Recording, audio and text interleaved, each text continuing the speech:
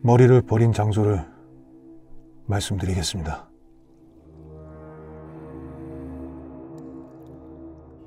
(1975년 2월 27일) 오후 2시 40분 재봉틀 행상 김재학 씨와 수리공 김목균 씨는 대구 북구에 있는 배자모 뚝길을 걷고 있었습니다.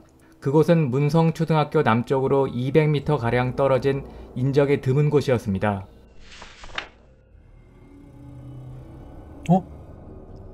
저기 물가에 뭐가 있는데? 어디? 저기 마대자루 뭐가 들어있는 것 같지 않아? 글쎄. 야, 기다려봐. 그냥 가자. 뭔데 이렇게 뭉클하지? 그냥 가자니까. 야, 잠깐만. 사람이다!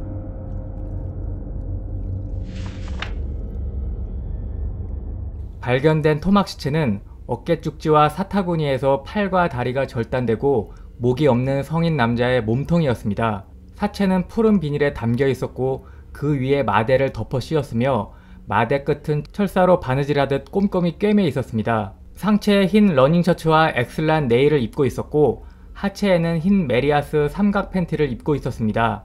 성기는 그대로 있었습니다. 다수 사체 검안에 참여한 박선호 씨가 많은 시체를 보았지만 이번엔 너무 끔찍해 제대로 쳐다보지도 못했다 라고 혀를 내두를 정도로 엽기적인 토막살인 사건의 발생은 전국 일간지를 도배하며 세간을 놀라게 하였습니다. 경북 도경은 즉시 대구 북부경찰서에 수사본부를 설치하고 시내 4개 경찰서에 소속된 500여 명의 경찰관을 동원하여 시신의 나머지 부분을 찾기 위한 수색에 돌입하였습니다. 동시에 피해자 신원을 확인하기 위하여 주변 마을별로 반상회를 열어 탐문 수사를 실시하였고 가출자 확인에 나섰습니다. 또한 사망의 원인을 정확히 밝혀내기 위하여 부검을 실시하였습니다. 경찰은 원한이나 치정에 의한 범행 또는 금전을 노린 범행 또는 정신병자에 의한 범행을 원인으로 보고 수사력을 총동원하였습니다. 사체 발견 다음날 오후 경북 도경에 한 중년 여성의 신고가 들어옵니다. 제 남편인 것 같아요. 참기름 사러 간다면서 대구로 갔다가 갑자기 연락이 끊긴 지 며칠 됐어요. 그 남편분의 특징이 뭔가요? 엑슬란 상의 속옷을 입었어요. 백림표 흰 팬티를 입었고요. 그 고무줄이 끊어져서 제가 노란색 고무줄로 바꿔줬어요. 그리고 겨드랑이에 털이 없어요. 또 있나요? 정관 수술을 했답니다. 이렇게 피해자의 신원이 밝혀졌습니다. 피해자는 포항 죽도동에 거주하며 참기름과 채소 장사를 하던 43세 김씨였습니다. 피해자 김씨는 강원 고성군에서 여인숙을 하다가 정리하고 작년 10월 포항으로 이사하였습니다. 그리고 1975년 2월 19일 오전 참기름을 구입하고 진로 소주점을 낼 수 있는지 알아보기 위하여 대구로 갔다가 싸늘한 시체로 발견된 것이었습니다. 김씨의 아내는 그가 현금 8만원을 소지하고 갔다는 사실도 알려주었습니다. 피해자의 신원이 밝혀지자 수사는 급물살을 타기 시작하였습니다.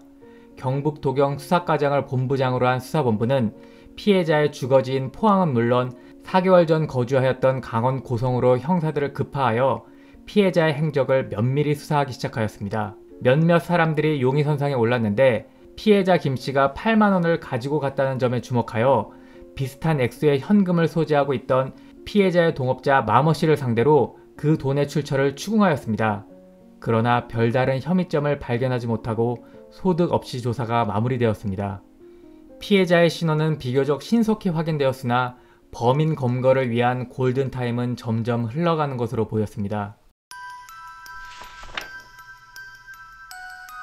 3월 6일 주요 일간지에 범인 검거 소식이 일제히 보도되었습니다. 범인은 바로 대구 교동시장에서 무허가 고물 시계점을 운영하던 37세 노동춘이었습니다. 수사본부는 피해자가 포항으로 이사한 지 불과 4개월밖에 지나지 않았기에 그 전에 살던 강원 고성군 거진읍을 중심으로 수사를 전개해 나갔습니다.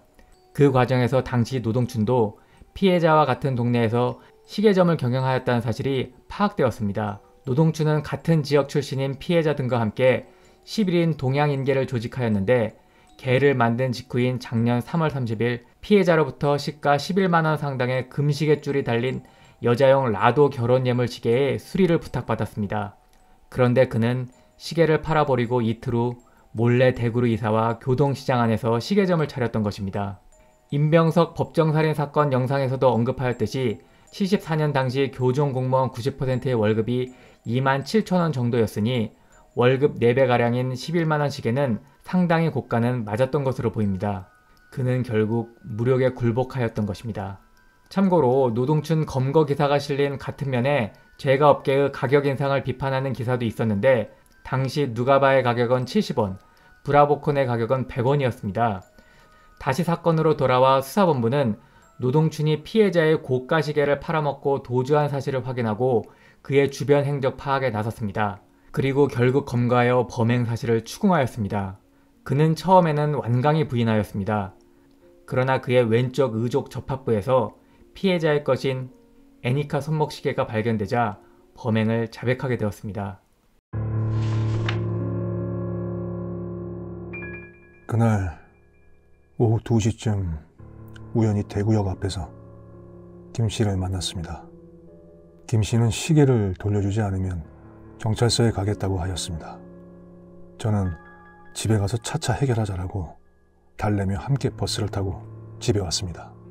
그리고 시계를 팔아버린 사실을 이실직고하고 용서를 구하며 시간의 여유를 주면 갚아주겠다고 사정하였습니다. 그러나 김 씨의 태도는 완강하였습니다. 당장 시계를 내놓으라고 하였습니다. 그렇게 2시간 동안 서로 입장은 평행선을 달렸던 것 같습니다. 그러다가 김 씨가 잠시 변소에 간다면 나갔고 그 순간 쇠망치가 제 눈에 들어왔습니다. 김 씨가 다시 방으로 들어왔을 때 그의 머리를 망치로 3차례 가격하였고 그렇게 김 씨는 사망하였습니다. 그런데 갑자기 학교 갔던 아이들이 돌아오는 소리가 들렸습니다. 깜짝 놀란 저는 문 밖으로 나가 귀한 손님이 왔으니 고모집에 가 있다가 연락하면 돌아오라 라고 하였습니다. 아이들을 따돌린 후 살인의 증거를 없애기 위하여 칼과 톱으로 김 씨의 머리와 팔과 다리를 자르기 시작하였습니다. 시체를 자르고 현장을 정리하는 일은 쉽지 않더라고요. 한 6시간쯤 걸렸던 것 같습니다. 머리를 버린 장소를 말씀드리겠습니다. 다음날 밤 저는 시멘트 부대에 담긴 머리를 라면 상자에 넣어 택시를 탔습니다. 그리고 경상군 고산면에 있는 한 의상실 앞 하수구에 버렸습니다. 그 다음날 밤에는 김 씨가 입고 있던 스웨터에 양 팔을 싸서 수송못 수문 아래에 버렸습니다. 양 다리는 23일 밤 김 씨가 참깨를 사기 위하여 가지고 있던 비닐 2장 중 1장에 싸서 뱃자못에 버렸고 몸통도 25일 밤 뱃자못에 버렸습니다. 수사본부는 그가 자백하며 지목한 장소에서 머리를 찾아내었습니다. 기사에 의할 때 노동춘은 평소 다리 장애로 인하여 거의 말을 하지 않는 내성적인 성격이었고 때때로 몹시 포악한 일면을 보여왔다고 합니다. 세간을 떠들썩하게 만들었던 배자멋 토막살인 사건의 전말은 이러하였습니다. 1975년 6월 4일 그는 대구지방법원에서 사형을 선고받았습니다. 그리고 그해 9월 11일 대구고동법원에서 열린 항소심에서도 원심의 사형이 유지되는 등 결국 사형 확정되어 사형수가 되었습니다.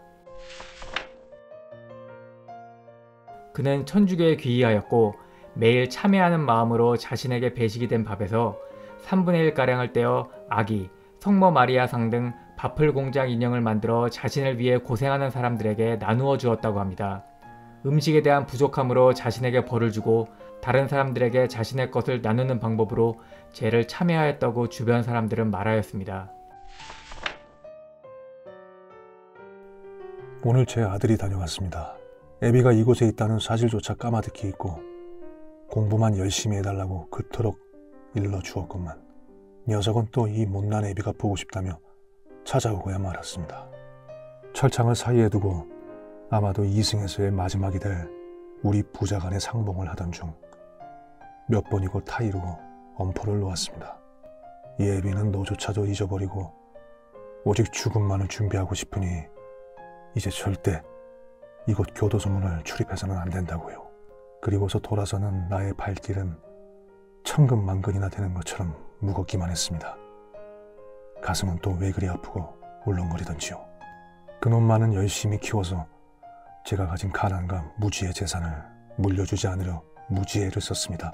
그랬는데 그때 내가 절도죄로 경찰서에 끌려가 형을 살다 나오면 전과자 아들이라며 사회의 학대를 받게 될지도 모를 아들 생각이 문득 떠오르더군요.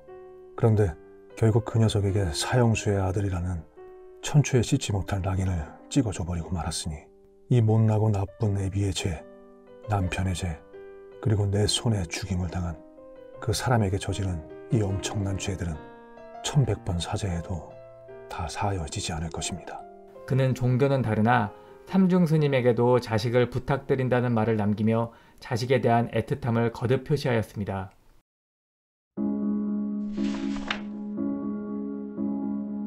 그에게도 결국 최후의 날이 도래하였습니다. 그의 사형 현장에 입회한 마리아 수녀님께 수녀님 울지 마세요. 제가 먼저 천주님 곁으로 갑니다. 그동안 저를 위해 애써주셨는데 보답도 못하고 이렇게 빚쟁이로 떠납니다. 라는 말을 남기고 사형 집행되었습니다. 고려시대부터 있었던 것으로 알려진 배자못은 1960년대만 해도 물이 깨끗하여 여름에는 멱을 감기도 하고 물고기가 많아 두개는 낚시꾼도 많았다고 합니다. 그러나 1975년 공단과 주택이 들어서면서부터 생활오수와 공장 폐수로 급격히 오염되었습니다. 그러다가 1994년 매립되어 그 자리에는 현재 아파트들이 들어섰습니다.